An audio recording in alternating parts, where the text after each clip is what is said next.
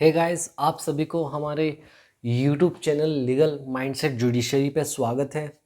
Last class जो हमारा BNSS का चल रहा था उसको कंटिन्यू करते हैं।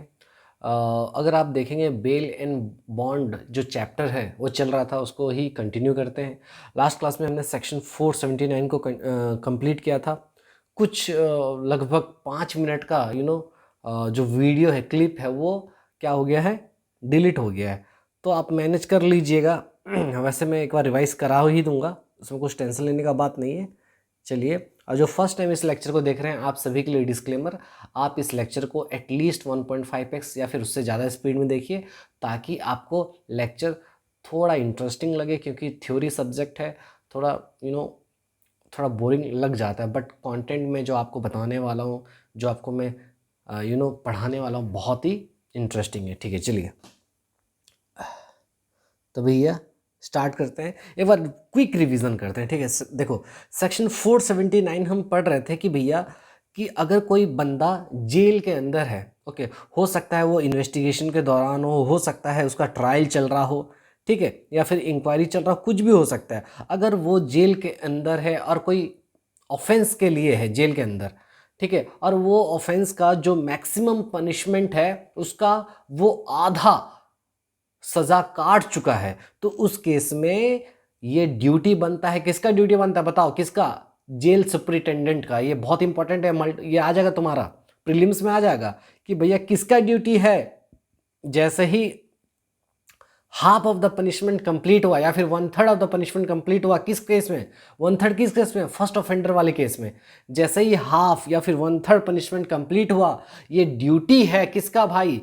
जेल सुपरिटेंडेंट का, कि वो किसको बताए? कोर्ट को बताए, उसको रिक्वेस्ट करे कोर्ट को कि भैया देखिए ये जो बंदा है ये अपना सजा काट चुका है, आधा सजा काट चुका है, 1/3 सजा काट चुका है, आप इसके रिलीज के लिए प्रोसेस स्टार्ट कीजिए। समझे कि नहीं क्या बोल रहा हूँ? ओके, तो देखिए तो 479 का सबसेक्शन 1 में वही बोलता है, अगर आपने अपना मैक्सिमम पनिशमेंट पीरियड का हाफ पनिशमेंट अगर कंप्लीट कर लिया है तो उस केस में आपको छोड़ दिया जाएगा, रिलीज कर दिया जाएगा, और ये ऑटोमेटिक रिलीज होगा। मतलब क्या भाई, यहां पर खुद जेल सुपरिटेंडेंट लिख के देगा कोर्ट को कि आपका प्रोसेस स्टार्ट किया जाए रिलीज करने का। ठीक है, और फर्स्ट टाइम ऑफेंडर के लिए कितना है? 1/3। जितना भी जो जो ऑफेंस के लिए आप अंदर आए हैं उसका 1/3 पनिशमेंट अगर आपने काट लिया है, सजा उतना अगर काट लिया तो आपको उस समय रिलीज कर दिया जाएगा। ठीक है, और सबसेक्शन 3 में, अच्छा इसमें कुछ इंपॉर्टेंट पॉइंट्स था। जैसे यहाँ पर देखिए, जो डिटेंशन पीरियड निकल के आ रहा था कैलकुलेशन में, 2 साल या फिर हमारा 3 साल जो आ रहा था, ये क्या एक्सटेंड कर सकते हैं कि नहीं? इसको बिल्कुल कर सकते हैं, लेकिन कोर्ट को इसको रीजंस लिखना पड़ेगा। क्या लिखना पड़ेगा? रीजंस। ठीक है, mister A can not be kept in jail for more than 6 years if trial is still pending. Obviously जो भी पनिशमेंट का जो सजा होता है आप उससे ज्यादा सजा काट सकते हैं क्या? फॉर एग्जाम्पल 6 साल दिया है पनिशमेंट, जो टोटल पनिशमेंट का जो किसी एक ऑफेंस में टोटल पनिशमेंट है 6 years का, तो क्या आप 7 साल का सजा काट सकते हैं क्या? नहीं काट सकते। ओके, अच्छा यहाँ पर रिलीज क्या है? ऑटोमेटिक। कहाँ पर लिखा गया है? तुम्हारा सेक्शन 479 का 3 में, क्योंकि वहाँ पर जेल सुपरिटेंडेंट को ये ड्यूटी दे दिया गया है कि जैसे आपका 1/3 और हाफ पनिशमेंट कंप्लीट होता है, जेल सुपरिटेंडेंट का ये ड्यूटी बन जाता है कि आपको रिलीज करे। कहाँ पर लिखा गया? सेक्शन 479 का 3 में। अच्छा, इसमें और एक चीज़ है, when can a person be kept longer. अगर बंदे को कब जो मैक्सिमम पनिशमेंट निकल के आया उससे ज़्यादा दिन तक रख सकते हैं, तो बोल रहा है कि भैया रख सकते हैं, लेकिन कब रखेंगे? पब्लिक प्रोसिक्यूटर को सुनने के बाद और कोर्ट को वैलिड रीजंस रिकॉर्ड करना पड़ेगा। ठीक है, अच्छा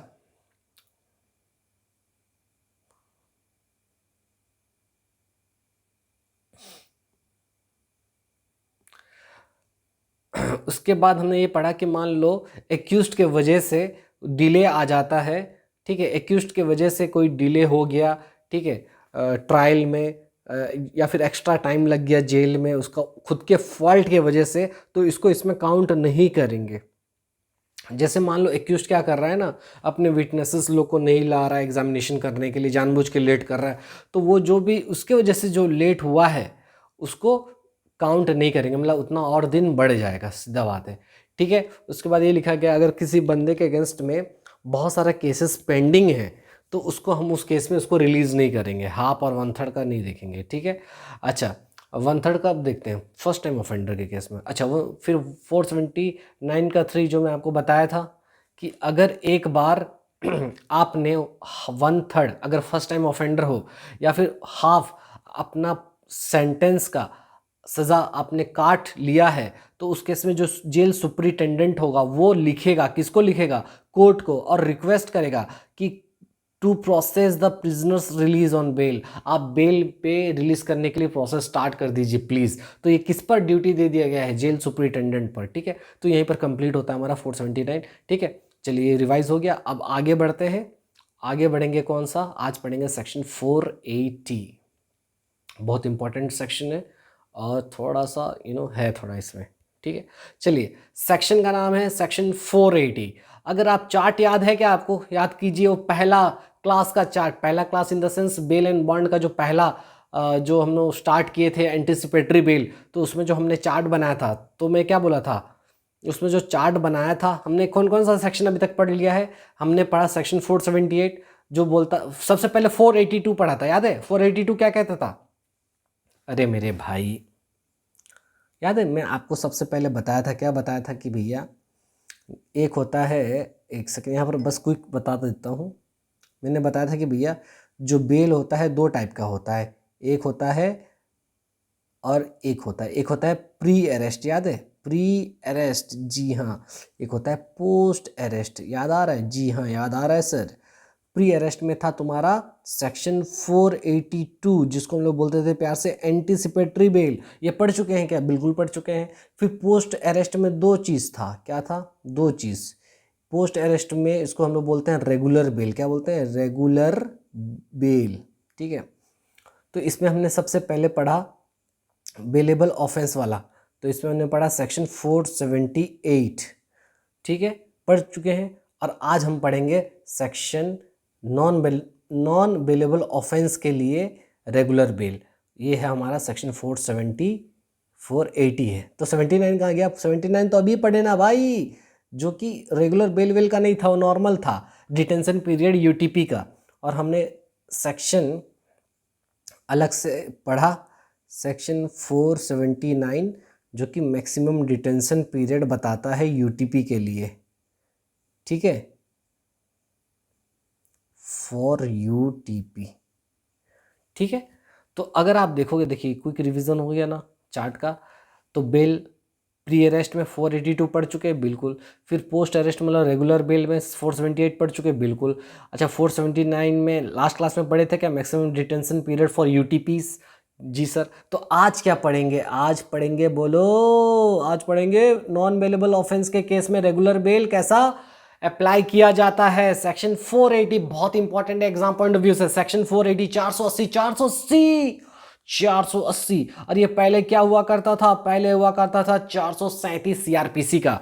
ठीक है, तो चलिए bail in non bailable offence, अगर आपने नॉन बेलेबल ऑफेंस किया है तो उस केस में आपको बेल कैसे मिलेगा, रेगुलर बेल है भाई। मतलब क्या, आप एक बार अरेस्ट हो गए हो और अरेस्ट होने के बाद आप बेल के लिए अप्लाई कर रहे हो, वो भी कौन सा ऑफेंस के लिए, नॉन बेलेबल ऑफेंस के लिए। तो याद करो मेरे बच्चों, बेलेबल ऑफेंस के लिए 478, नॉन बेलेबल ऑफेंस के लिए 480 याद करना। ठीक है, समझ में आ गया, ओके।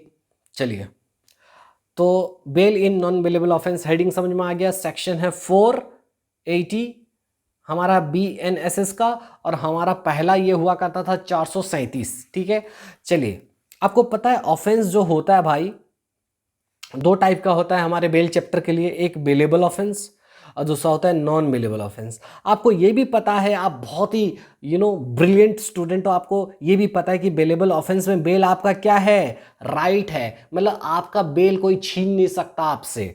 ठीक है, कहाँ पर लिखा गया था, सेक्शन 478 में हमने ये पढ़ा। अच्छा, नॉन बेलेबल ऑफेंस में बेल आपका राइट है क्या, क्या आपका हक है क्या बेल लेने का, ये बताया था मैं आपको, याद कीजिए। बेल आपका राइट नहीं है। ये क्या होता है, ये डिस्क्रिशन होता है, मतलब चॉइस है। किसका चॉइस है, किसका ऑप्शन है भाई, ये कोर्ट और ऑफिसर का चॉइस है कि आपको बेल पे छोड़ें या ना छोड़ें। तो ये किसका डिस्क्रिशन है नॉन बेलेबल ऑफेंस में, अगर नॉन बेलेबल ऑफेंस होता है तो ये डिपेंड करता है कोर्ट पे कि वो आपको बेल पे छोड़े या ना छोड़े। सर सिर्फ कोर्ट या पुलिस ऑफिसर भी मेरे भाई, पुलिस ऑफिसर भी, ठीक है, समझ में आया। तो ऑफेंस दो टाइप का होता है बेल चैप्टर के लिए, बेलेबल, नॉन बेलेबल। बेलेबल मतलब जहां पर बेल पर रिलीज होना आपका राइट है, हक है, और नॉन बेलेबल ऑफेंस में आपका हक नहीं है बेल पे रिलीज होने का। कोर्ट डिसाइड करेगा आपको रिलीज होना है या ना होना है, ठीक है। चलिए, तो सबसे पहला क्वेश्चन सर मुझे बताइए, सेक्शन 480 में नॉन बेलेबल ऑफेंस के केस में अगर आप कोई नॉन बेलेबल ऑफेंस आपने किया और आप अरेस्ट हो गए हो और आप बेल के लिए अप्लाई करते हो, तो कहां अप्लाई करोगे, किसके पास अप्लाई करोगे, कौन सा कोर्ट में अप्लाई करोगे, मुझे बताओ।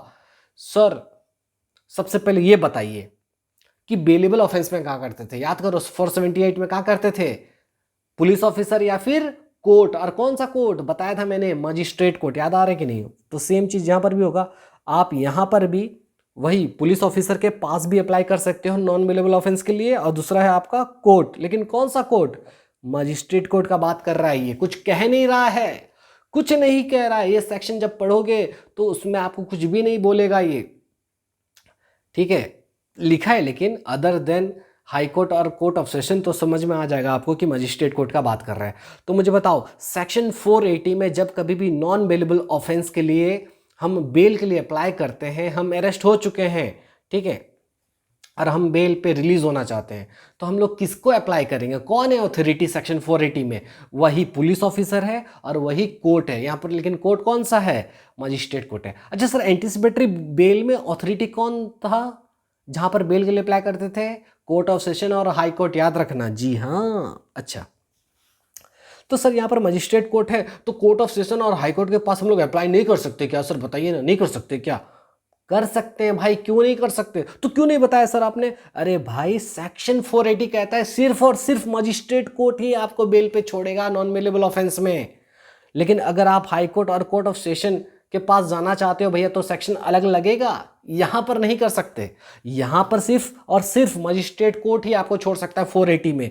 यानी इवन कोर्ट ऑफ सेशन और high court are empowered to grant bail but their powers are contained in separate section. Oh my god, मतलब क्या, कोर्ट ऑफ सेशन जो है और जो हाई कोर्ट है उनका भी पावर है आपको बेल पे छोड़ने का, लेकिन भैया उनका जो पावर है कहां दिया गया है, उनका पावर दिया गया है सेक्शन 483 में। लिख लो, लिख लो, यहां पर लिख लो मेरे भाई, सेक्शन 483 पढ़ेंगे इसके बाद, ठीक है।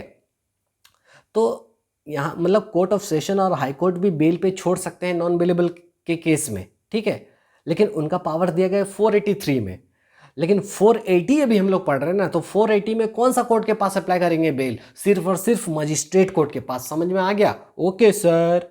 अभी अभी हमारा जो बेल चैप्टर चल रहा है उसके लिए जो इंपॉर्टेंट सेक्शंस हैं एग्जाम पॉइंट ऑफ व्यू के लिए, जो कि आपको बहुत अच्छे से प्रिपेयर करना है, वो उसका लिस्ट में दे दिया हूँ। क्या क्या है भाई, एक बार देख लेते हैं। सबसे पहले आपको प्रिपेयर करना है 478 पढ़ चुके हैं क्या, बिल्कुल। 479 पढ़ चुके हैं क्या, बिल्कुल।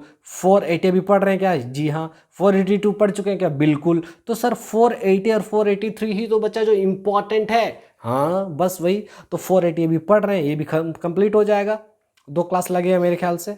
उसके बाद 483 पढ़ेंगे, समझ में आ रहा है, ओके। तो चलते हैं, आगे बढ़ते हैं। यहाँ तक समझ में आया, तो यहाँ तक बस हमने यही पढ़ा है कि सेक्शन 480 में अगर कोई बंदा, सेक्शन 480 कब लगता है, जब bail in regular bail in non bailable offence के लिए आप अप्लाई करते हो, आपको बेल चाहिए, लेकिन कौन सा ऑफेंस के लिए, नॉन बेलेबल ऑफेंस के लिए, याद रखिएगा, ठीक है। तो यहां पर कौन सा ऑथोरिटी है बेल अप्लाई करने के लिए, पुलिस ऑफिसर और मजिस्ट्रेट कोर्ट। तो पुलिस के पास भी हम नॉन बेलेबल ऑफेंस के लिए कर सकते हैं, समझे कि नहीं, अप्लाई कर सकते हैं, ठीक है। चलिए, तो अब चलते हैं बैरक पर, सेक्शन 480 का बैरक पढ़ते हैं। देखिए बैरक पढ़ेंगे तो सबसेक्शन 1 क्या कहता है, देखिए सबसेक्शन 1 जनरल रूल का बारे में बात करता है। देखिए सबसेक्शन 1 क्या कहता है इसको, बोलता है if a person is arrested और डिटेन्ड विदाउट वारंट। क्या बोल रहा है, अगर कोई बंदे को अरेस्ट कर लिया गया है या फिर उसको पकड़ लिया गया है, वो भी बिना वारंट के, मतलब पुलिस वाला गया उसको पकड़ लिया बिना वारंट के, ठीक है, या फिर वो जो बंदा है अरेस्ट नहीं हुआ है, खुद अपीयर हुआ है, ओ माय गॉड, खुद अपीयर हुआ है, मतलब सर वो खुद सरेंडर कर रहा है खुद को, अच्छा, या फिर is broad before a court, या फिर उसको कोर्ट में लाया गया है। सर बात तो एक ही हुआ ना, अरेस्ट करके भी तो कोर्ट में ही लाएंगे, हाँ वही बात हो रहा है। लेकिन इसमें बहुत, देखिए मैं जो अभी बताऊंगा ना आपका ना, आसमां क्या बोलते हैं, पैरों तले ज़मीन खिसक जाएगा, क्या बात कर रहे हो। मैं ऐसा चीज़ आपको बता दूंगा इसमें, ये लाइन जो है ना, इतना इसमें इन डेप्थ वाला चीज़ घुसा हुआ है, आप समझ नहीं सकते, आप मतलब यकीन नहीं कर सकते क्या लिखा गया है, मतलब इसका मीनिंग आप एक बार समझ जाएंगे ना, तो मैं क्या बोलूँ, आप वाह वाह बोलेंगे, क्या बोलेंगे, वाह वाह। तो सर बताइए, तो मैं चाहता हूँ कि मैं आपको वाह वाह बोलूँ, मैं बोला ठीक है चलिए। ये जो देखिए इतना जो सेंटेंस लिखा है ना, देखिए अगर आप इसको डिवाइड करेंगे तो ये 3 कैटेगरी में बटता है। फिर से मैं बताऊँ, देखो ये एक बोला, अगर एक बंदा अरेस्ट होता है, ठीक है, अगर एक बंदा अरेस्ट हुआ या फिर डिटेन्ड हुआ, ये एक कैटेगरी बना, ठीक है, मतलब बंदे को अरेस्ट कर लिए और उसको पकड़ के रख लिए, कौन, पुलिस गया उसको पकड़ लिया, ठीक है। दूसरा बना एक कैटेगरी जहाँ पर बंदा खुद अपीयर हो जा रहा है, मतलब खुद यहाँ पर सरेंडर कर रहा है, तो ये एक कैटेगरी बन गया, तो ये एक कैटेगरी, ये दूसरा कैटेगरी। तीसरा बोलता है उसको पकड़ के लाया गया है कोर्ट। सर पकड़ के लाया गया है मतलब पहला, अगर अरेस्ट जो करेंगे उसमें भी तो पकड़ के ही लाएंगे, वही चीज़ मैं कह रहा हूँ। यहाँ पर देखो, यहाँ पर लिखा गया अरेस्टेड एंड डिटेन्ड, मतलब ये कहना चाहता है कि इस लाइन का ये मतलब है, ये बोल रहा है कि अगर कोई बंदा अरेस्ट होता है या फिर उसको पकड़ लिया जाता है, यानी ये पुलिस ऑफिसर का बात कर रहा है कि यहाँ पर बेल पुलिस ऑफिसर दे सकता है। ओ माय गॉड, वरना इसको यहाँ पर अलग से लिखने का क्या ज़रूरत था, इफ़ अ पर्सन अपीयर्स और is brought before the court, इसका ये लाइन लिखने का क्या मतलब था, वरना ये तुरंत, देखिए खुद सोचिए ना, यहाँ पर क्या लिखा है, इफ़ अ पर्सन अरेस्टेड और डिटेन्ड विदाउट वारंट, फिर उसके बाद लिखा है अपीयर्स, या फिर लिखा है उसके बाद फिर लिखा है is brought before a court. अरे भाई जब यहाँ अरेस्ट हो गया तो अरेस्ट होने के बाद तो ब्रॉट ही होना चाहिए। तो जो लॉ मेकर्स हैं, जो ठीक है, जो कानून को ड्राफ्ट किए हैं, वो जानते थे कि भैया सेक्शन 480 में बेल दोनों दो अथॉरिटी दे सकते हैं, एक है तुम्हारा पुलिस वाला, तो पुलिस वाला के लिए ये फ्रेज यूज़ हुआ है, ओ माय गॉड, क्योंकि वो जब अरेस्ट करेगा, अरेस्ट करने के बाद उसके पास कितना घंटा रहता है, 24 घंटा रहता है कि नहीं मजिस्ट्रेट के पास ले जाने के लिए, बिल्कुल। तो उस 24 घंटे में आप उसको बेल के लिए अप्लाई कर सकते हो उसके पास हैं। जी हाँ, समझ में आया मैं क्या कह रहा हूँ, बहुत लोगों को ये पता नहीं है, क्या बात कर रहे हो सर, जी हाँ। लेकिन वो अलग बात है, पुलिस ऑफिसर आपको बेल देगा नहीं, वो बोलेगा कोर्ट में लेके जाओ, समझे कि नहीं। तो ऐसा होता है। तो यहाँ पर जो अरेस्टेड और डिटेन्ड विदाउट वारंट लिखा है, इसका ये मतलब है कि भैया आप पुलिस के पास भी अप्लाई कर सकते हो, ठीक है। फिर अपीयर लिख दिया, मतलब जो तुम्हारा कौन है, जो तुम्हारा एक्यूज्ड है, वो सीधा अपीयर हो गया कोर्ट के पास, तो अब उसमें कोर्ट में सीधा चला गया, तो अब कोर्ट ही उसको बेल देगा। या फिर is brought before a court, मतलब पुलिस वाला पकड़ा और उसको फिर कोर्ट ले गया, तो उस केस में भी कौन देगा बेल, कोर्ट ही देगा। समझ में आ रहा है मैं क्या कह रहा हूँ, ये बहुत ही गहराई वाला बात था, नहीं आया समझ में तो कोई बात नहीं, रट लो इसको, और बहुत इजी भी है, ठीक है। तो ये कहता है अगर कोई बंदे को अरेस्ट कर लिया गया है बिना वारंट के, या फिर वो खुद सरेंडर होके यहाँ पर आता है, ठीक है, अपीयर्स मतलब सरेंडर होता है कोर्ट में, सरेंडर होता है, या फिर पुलिस वाला उसको खुद कोर्ट के सामने लाता है, कहाँ पर, कौन सा कोर्ट में लाता है, अदर देन हाई कोर्ट और कोर्ट ऑफ सेशन, मतलब कौन सा कोर्ट का बात कर रहा है, अदर देन हाई कोर्ट और कोर्ट ऑफ सेशन, मतलब मजिस्ट्रेट कोर्ट का बात कर रहा है मेरे भाई। अगर वो मजिस्ट्रेट कोर्ट में अगर किसी बंदे को लाया जा रहा है अरेस्ट करने के बाद, या फिर वो खुद सरेंडर होके आ रहा है, वो भी कौन सा ऑफेंस के लिए, फॉर नॉन बेलेबल ऑफेंस, तो उस केस में क्या होगा, तो बोलो क्या करेंगे, बताओ क्या करेंगे, he may be release on bail, oh my god, उसको रिलीज कर देंगे। लेकिन यहाँ पर वर्ड यूज हुआ है मे वर्ड यूज हुआ है, मतलब क्या, डिस्क्रिशन है मेरे भाई, डिस्क्रिशन है, कोर्ट का डिस्क्रिशन है, वो कर भी सकता है नहीं भी कर सकता है, depending upon the facts of the case, समझे कि नहीं? तो फिर से पढ़ते हैं, चलिए देखिए।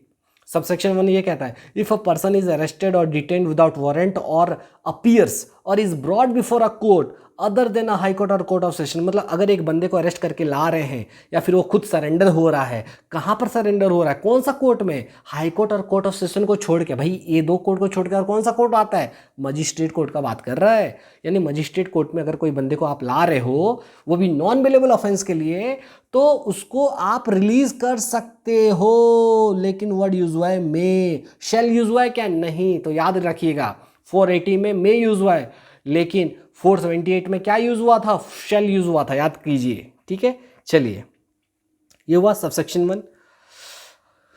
सबसेक्शन 1 में ही नीचे तरफ दिया गया है कि कब कब, क्या बोलता है, कब कब रिलीज नहीं कर सकते। मतलब कौन कौन सा केस में जो बंदा अरेस्ट होके आया है, जो अरेस्टी है, उसको आप रिलीज नहीं कर सकते, बेल पे नहीं छोड़ सकते, कौन कौन सा केस में? मतलब क्या सर? मतलब there are some restrictions for releasing on bail in certain serious offences. अब समझो, नॉन बेलेबल ऑफेंस है, आपने ऐसा कोई ऑफेंस किया है जो नॉन बेलेबल है, तो यहाँ पर सबसेक्शन 1 में बता दिया गया है, भैया देखो ये सारा चीज़ अगर होता है ना, तो उसको बेल पे मत छोड़ना, सीधा क्लियर कट, छोड़ना ही नहीं। क्या बात कर रहे हो सर? हाँ, अगर ये सारा चीज़ हुआ ना तो बेल पे छोड़ने का नहीं है। तो क्या है सर? बताइए ना, बताइए ना। बताते हैं, काहे टेंशन लेते हो? देखो, सबसे पहला बोलता है भैया, अगर बंदा, if a person shall not be released on bail, if बोलता है बंदे को नहीं छोड़ेंगे, शेल नॉट बी रिलीज्ड, याद रखिए, बोल रहा है कि नहीं छोड़ना है, शेल नॉट बी रिलीज, नहीं छोड़ेंगे। कब?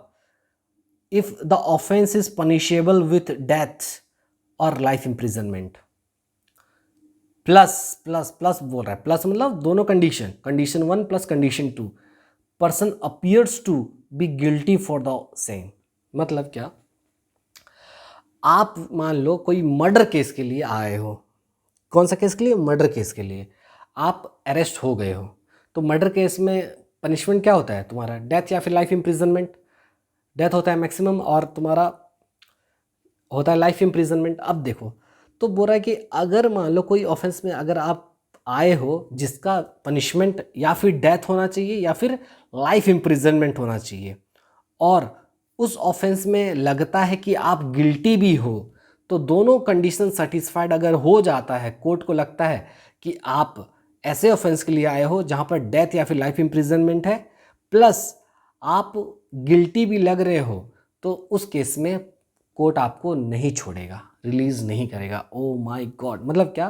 तो ये इंपॉर्टेंट है। अगर यानी आप ऐसे ऑफेंस में आ गए जिसमें पनिशमेंट डेथ का दिया गया है, लाइफ इम्प्रिजनमेंट का दिया गया, और कोर्ट को ये भी लग रहा है कि आप तो गिल्टी हो भाई, तो उस केस में कोर्ट आपको छोड़ेगा क्या? रिलीज करेगा क्या? बेल देगा क्या? बेल नहीं देगा भाई, बेल नहीं देगा। यहाँ पर क्लियर कट लिखा गया है। ओके सर, समझ गए। ये था तुम्हारा 1, सबसेक्शन 1 का 1। ओके, 2 क्या बोलता है? कब नहीं छोड़ेंगे? The accuse is a repeat offender. ओहो, हैबिचुअल ऑफेंडर है भाई।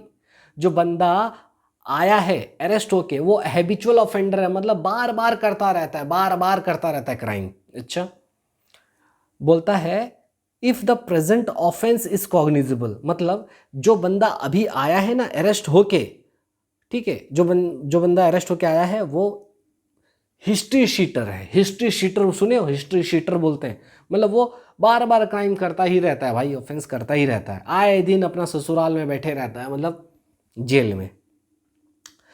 तो अभी जिस ऑफेंस के लिए उसको पकड़े हैं वो है कॉग्निजेबल ऑफेंस, मतलब सीरियस ऑफेंस के लिए पकड़े हैं, प्लस वो पहले भी उसका कन्विक्शन हो चुका है। ओ माय गॉड, तो क्या पता चला?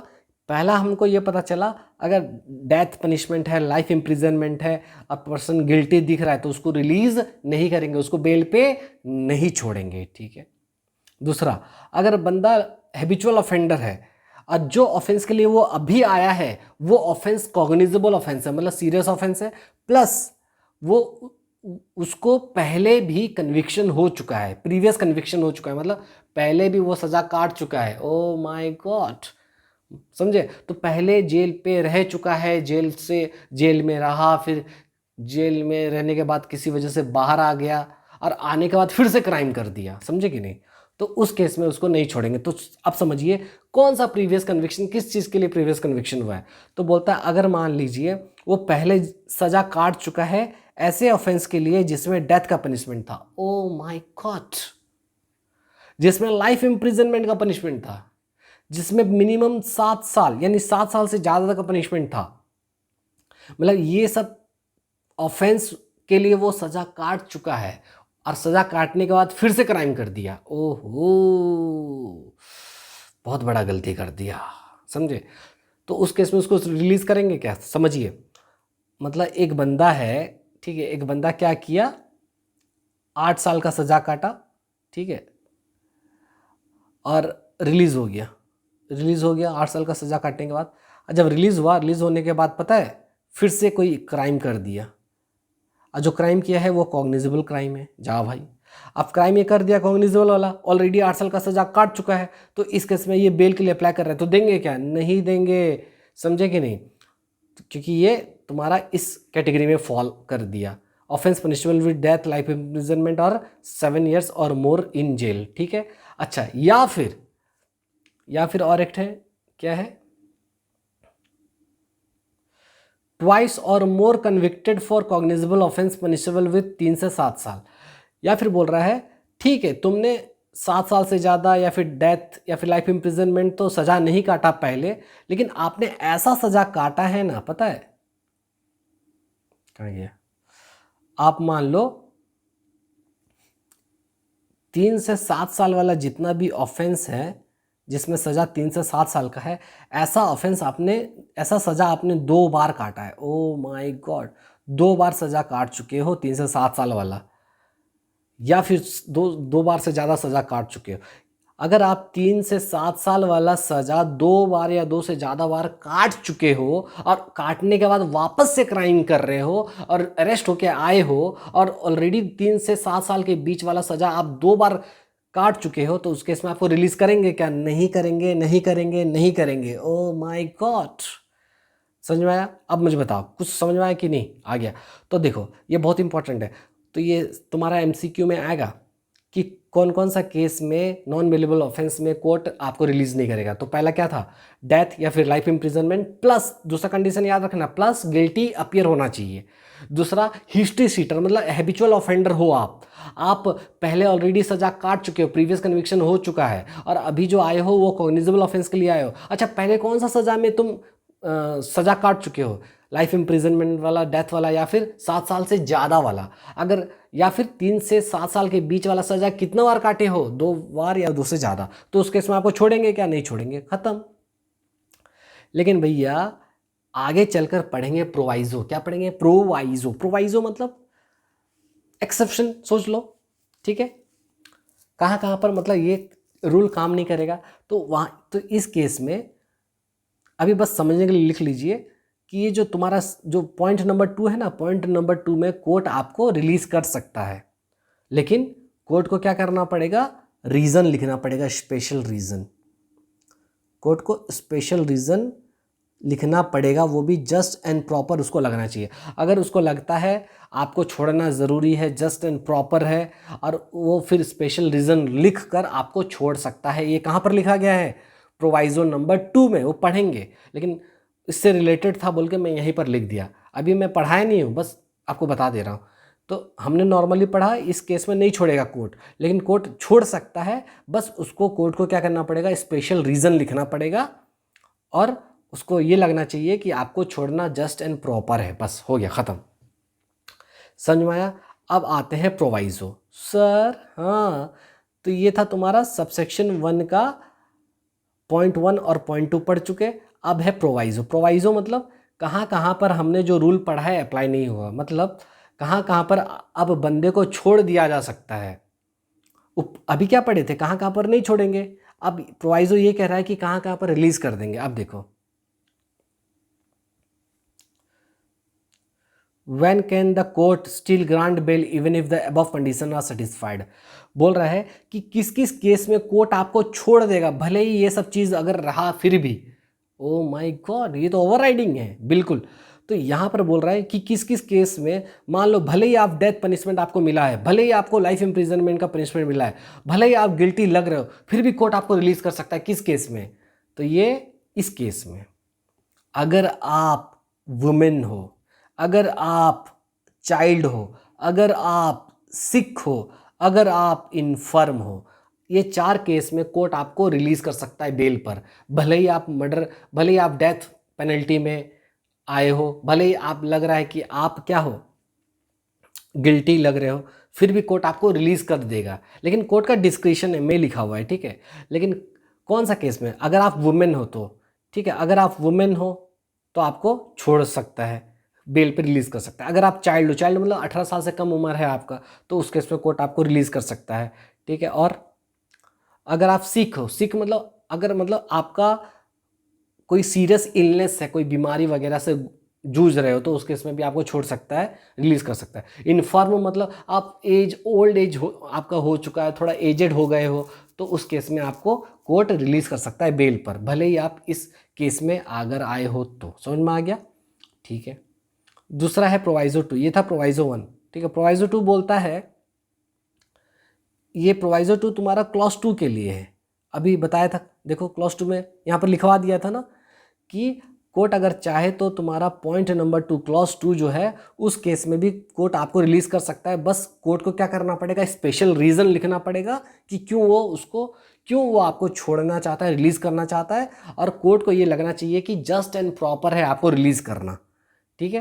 तो वही यहाँ पर लिखाया गया। देखो क्या बोल रहा है कि if there is a special reason to grant bail, the court can still give bail if it believes it is just and proper.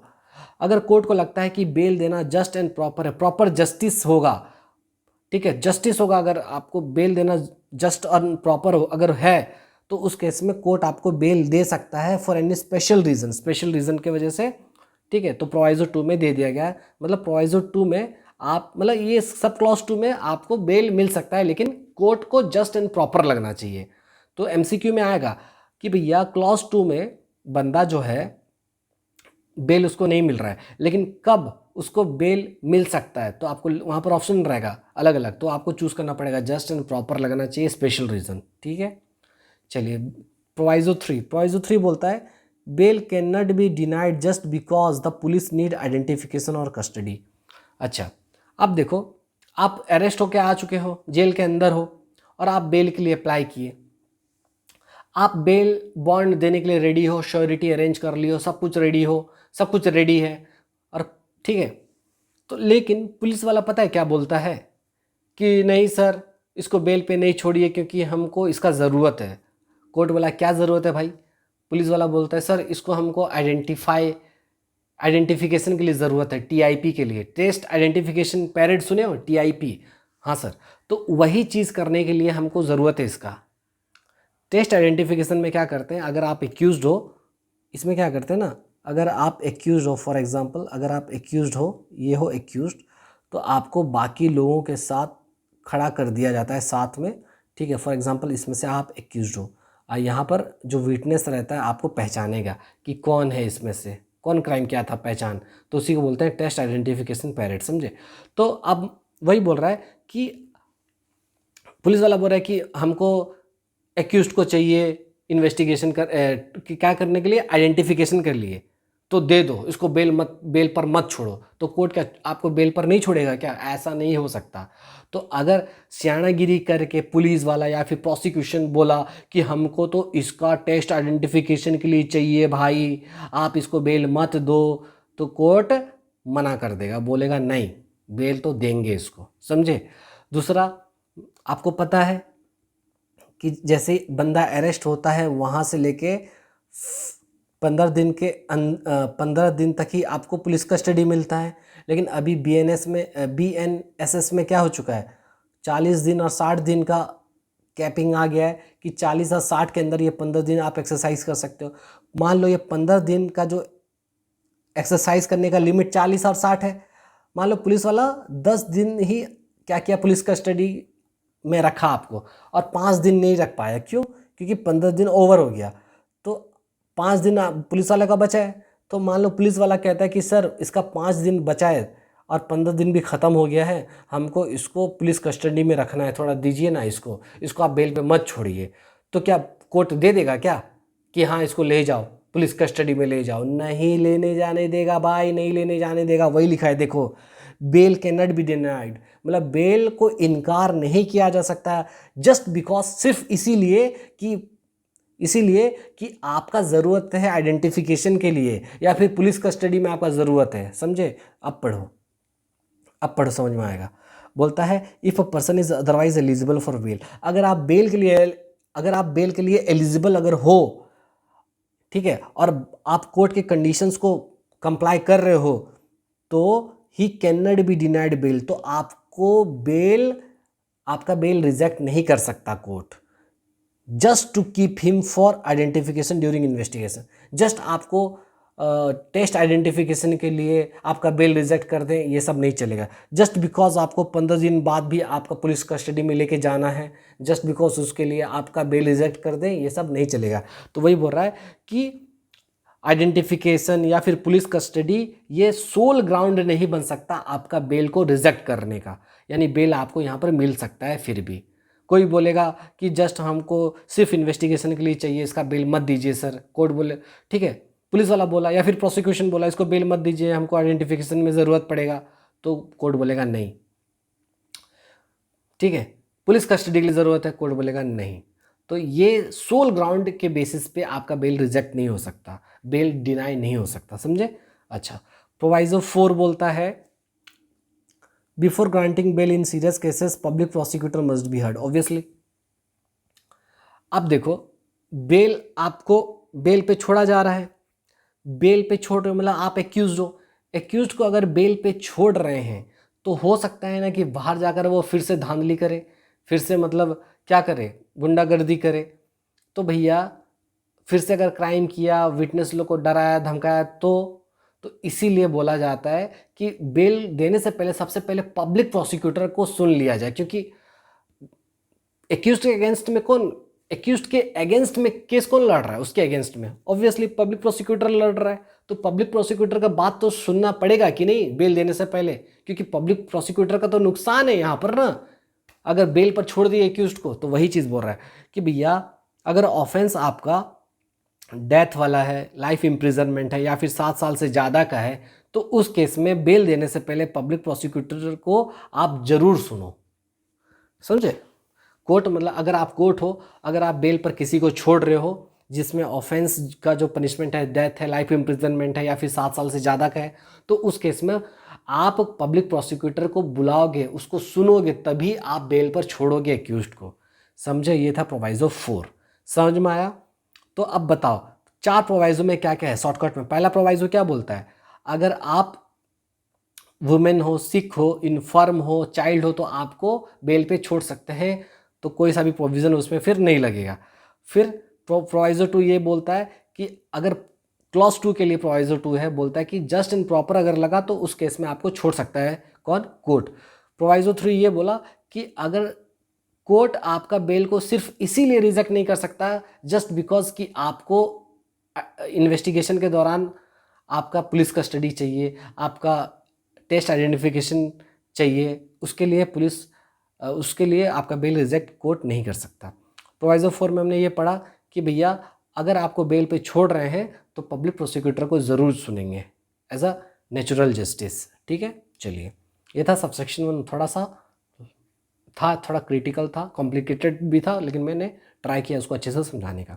आइए अब है सबसेक्शन 2। सबसेक्शन 2 क्या कहता है, if there is a doubt regarding the accused guilt, मान लो accused के guilt को लेकर डाउट है, तो क्या होगा, एक्यूज्ड जो है हमको लगता है कि थोड़ा गिल्ट को लेकर डाउट है, तो उस केस में क्या करेंगे। तो देखो क्या बोलता है, if at any stage of investigation, inquiry और ट्रायल, बोल रहा है इन्वेस्टिगेशन के स्टेज पर या फिर इंक्वायरी के स्टेज पर या फिर ट्रायल के भी स्टेज पर कभी भी कोर्ट को या फिर पुलिस ऑफिसर को ऐसा लगा कि there are not sufficient grounds to believe that the accused is guilty, कोई ग्राउंड बन ही नहीं रहा है कि ऐसा लगे कि भैया ये कुछ काम किया, कांड किया है, कुछ ये ऑफेंस किया, ऐसा हमको लग ही नहीं रहा है। कौन बोल रहा है, पुलिस वाला बोल रहा है और कोर्ट बोल रहा है हमको तो ग्राउंड दिख ही नहीं रहा है ये कोई कांड किया है बोल के।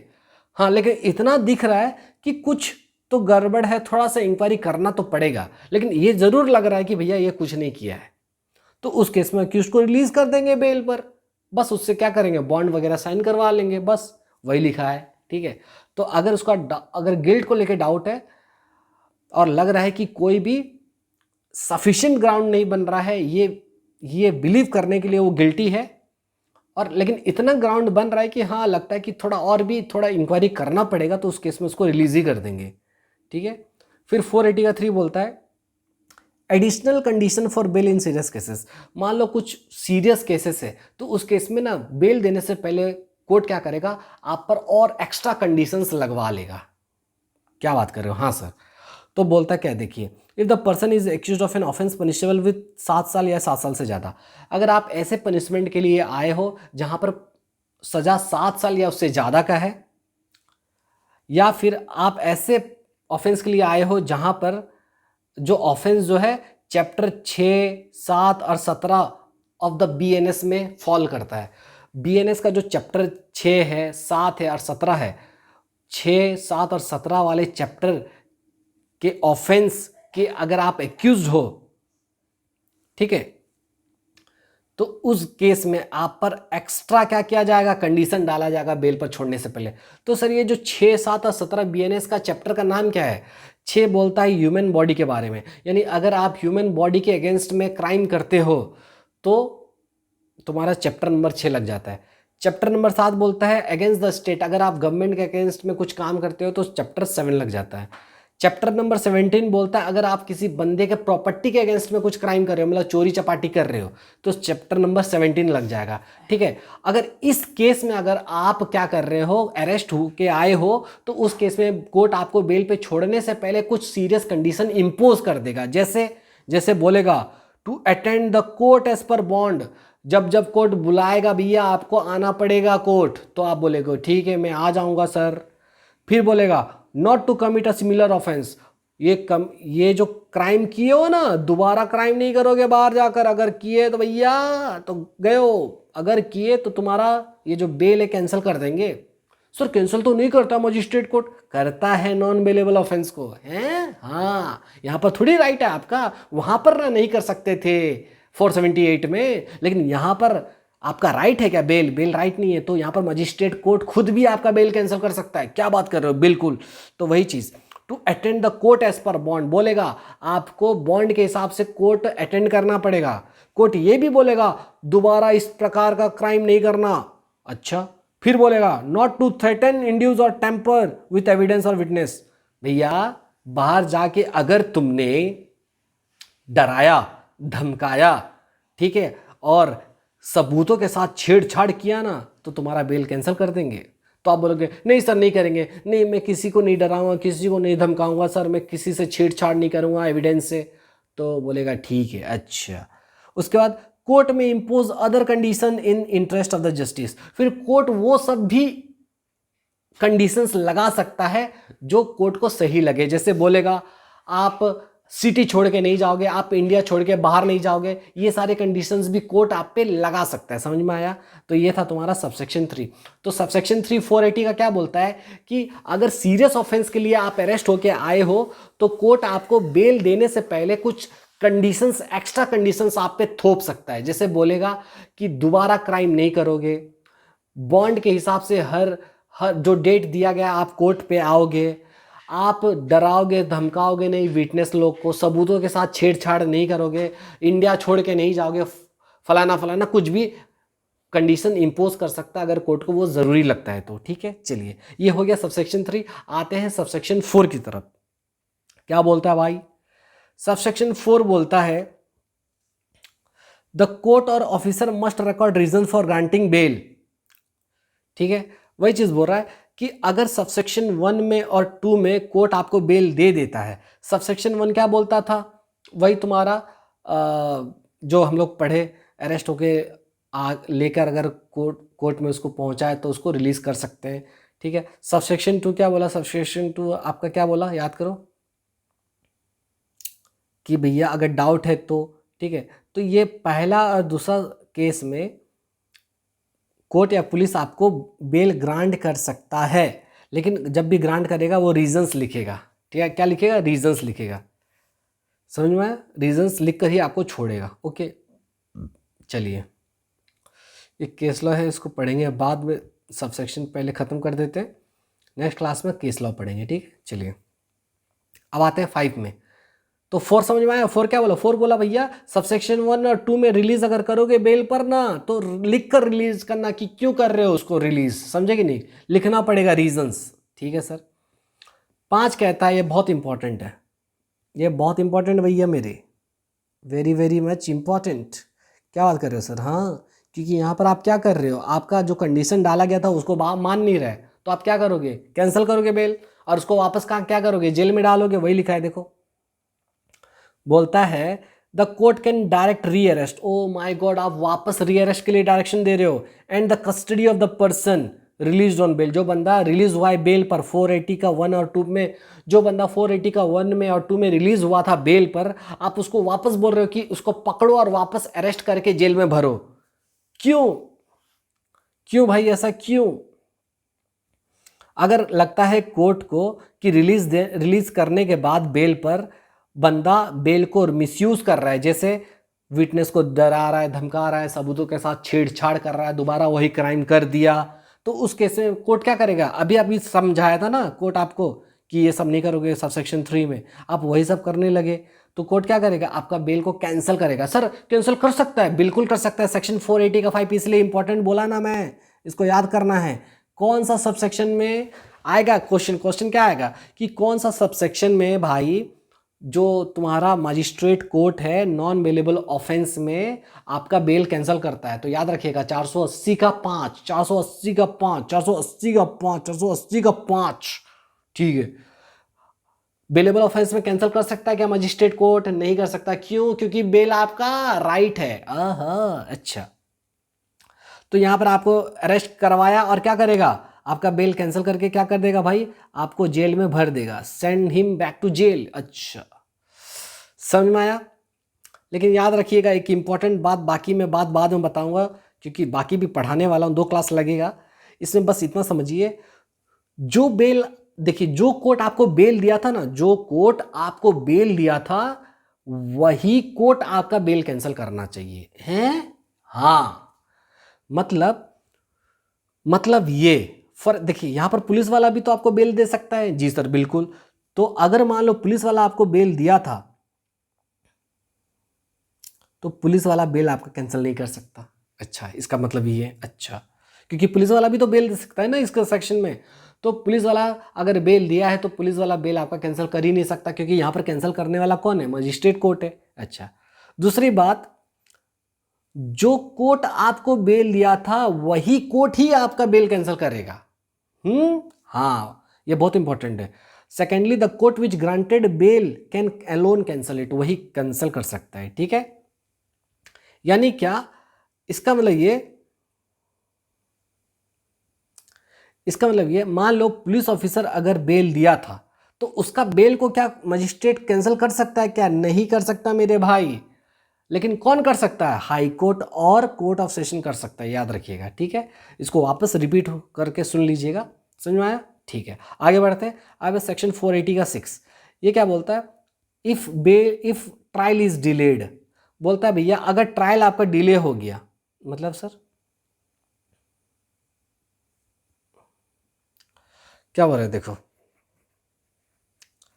बोला if the case is tribal by the magistrate, अगर जो केस है वो ट्रायबल बाय द मजिस्ट्रेट है, मतलब मजिस्ट्रेट का कोर्ट में ट्रायल उस केस का अगर चल रहा है, ठीक है, और trial is not completed with in 60 days, ये इंपॉर्टेंट है, ट्रायल मजिस्ट्रेट कोर्ट में चल रहा है और उस केस का ट्रायल जो है 60 दिन तक खत्म नहीं हुआ, 60 दिन के अंदर तक खत्म नहीं हुआ, लेकिन सर 60 दिन कहाँ से, from the first date of evidence, जो भी डेट फिक्स हुआ था एविडेंस का डेट के तौर पे, जो डेट फिक्स हुआ था उस डेट से लेकर 60 दिन तक आपका जो है क्या है, आपका ट्रायल कंप्लीट नहीं हुआ है, मतलब 60 डेज हो चुके हैं और आपका ट्रायल खत्म ही नहीं हुआ है। लेकिन सर 60 डेज कहाँ से, थोड़ा समझ नहीं आ रहा है, तो मैंने बोला ठीक है देखो नीचे लिख दिया हूँ, डायग्राम बना दिया हूँ, मतलब समझो, जैसे आपको पता है ना आपका ट्रायल कब स्टार्ट होता है, जब कॉग्निजेंस एक बार लेते हैं और कॉग्निजेंस लेने के बाद क्या करते हैं, चार्ज फ्रेम किया जाता है। तो चार्ज फ्रेम होते ही आपका ट्रायल स्टार्ट हो जाता है। तो यहाँ पर जैसे ही ट्रायल स्टार्ट हुआ, चार्ज फ्रेम होने के बाद, तो कोर्ट क्या करता है, एक डेट डिसाइड करता है कि इस दिन से आपका क्या होगा, एविडेंस लिया जाएगा प्रोसिक्यूशन का। तो यहाँ पर प्रोसिक्यूशन का एविडेंस का डेट फिक्स हुआ था। तो जिस दिन फिक्स हुआ था प्रोसिक्यूशन डेट, जो डेट फिक्स हुआ था प्रोसिक्यूशन एविडेंस का डेट के रूप में, उस दिन से लेके 60 दिन तक के अंदर आपका ट्रायल ख़त्म हो जाना चाहिए। लेकिन मान लो ट्रायल अभी भी ख़त्म नहीं हुआ, ठीक है, तो उस केस में क्या करेगा, उस केस में ही must be released on bail, तो आपको बेल पे छोड़ देंगे। And the magistrate has a reason to deny, and magistrate has a strong reason to deny it, और मजिस्ट्रेट के पास स्ट्रॉन्ग रीज़न होना चाहिए आपका बेल कैंसिल करने के लिए। मतलब कहने का क्या मतलब है, आपका ट्रायल लेट हो गया, आपका ट्रायल जो है 60 दिन के अंदर ख़त्म होना चाहिए था, जिस दिन से एविडेंस लेना था, प्रोसिक्यूशन का एविडेंस जिस दिन से लेना था, वहाँ से 60 दिन के अंदर आपका ट्रायल ख़त्म हो जाना चाहिए था। लेकिन कोर्ट क्या किया, आपका ट्रायल ख़त्म नहीं हो पाया, तो उस केस में आपको रिलीज छोड़ देंगे बेल पर। और कोर्ट अगर मान लो मना किया तो उसका पास स्ट्रॉन्ग रीज़न होना चाहिए, बस वही कहता है। ठीक है sir. 7, this is the last subsection of this section 480 का 7 बोलता है post trial bail. Post trial मतलब पोस्ट ट्रायल, ट्रायल खत्म होने के बाद आप, यहाँ पर क्या हो रहा था, यहाँ पर क्या हो रहा था, ट्रायल आपका खत्म नहीं हुआ था, तो प्री ट्रायल में आपको बेल पे रिलीज कर दे रहे थे। और यहाँ पर हो रहा है पोस्ट ट्रायल, मतलब ट्रायल खत्म हो चुका है, मतलब ट्रायल खत्म हो चुका है। और सर ट्रायल खत्म हो चुका है तो मतलब जजमेंट तो आ गया ना, वही तो मैं कह रहा हूँ। ट्रायल खत्म होने के बाद क्या होता है, फिर जजमेंट आता है, तो बीच में एक टाइम गैप होता है, समझे कि नहीं। तो वही बोल रहा हूँ, after the trial but before the final judgment. Trial तो खत्म हो चुका है, कोर्ट को पता है कि भैया आपके फेवर में है या नहीं है डिसीजन, कोर्ट को अच्छे से पता है, लेकिन जजमेंट अभी तक नहीं आया। ट्रायल खत्म हो चुका है लेकिन जजमेंट अभी तक नहीं आया है, ठीक है। तो कोर्ट अगर लगता है कि आप गिल्टी नहीं हो तो उस केस में आपको रिलीज कर देगा, क्योंकि ट्रायल तो खत्म हो चुका है ना, तो कोर्ट को तो पता है ना कि आपके फेवर में केस है या नहीं है, तो आपको रिलीज कर देगा अगर कोर्ट को लगता है कि आप गिल्टी नहीं हो। तो वही बोल रहा है, he must be released on bail while waiting for the judgment. ठीक है, तो ये 7 सबसेक्शन है 480 के, जो आपको अच्छे से पढ़ लेने हैं। मैं सारा सबसेक्शन अच्छे से बता दिया हूँ। नेक्स्ट क्लास में जो क्या रह गया, जो कुछ पॉइंट्स रह गया, जैसे केस लॉज वगैरह रह गया, जैसे तुम्हारा अनवरी बेगम का केस रह गया है, ठीक है, और कुछ इंपॉर्टेंट पॉइंट्स रह गए हैं, तुम्हारा इंपॉर्टेंट केस लॉज और कुछ इंपॉर्टेंट पॉइंट्स रह गए हैं, उसको पढ़ेंगे। नेक्स्ट क्लास में 483 स्टार्ट करेंगे, नहीं नेक्स्ट क्लास में इसका पार्ट 2 बना के मैं ख़त्म कर दूंगा सेक्शन 480 का, फिर और दूसरा वीडियो में 483 स्टार्ट करेंगे। ठीक है, चलिए इसको पढ़िए अच्छे से, बताइएगा सेक्शन 483 आपको कैसा लगा। मिलेंगे नेक्स्ट वीडियो में, तब तक के लिए बाय, टेक केयर। मैं हूँ आपका दोस्त सैम और पढ़ते रहिए। चलिए बाय, टेक केयर।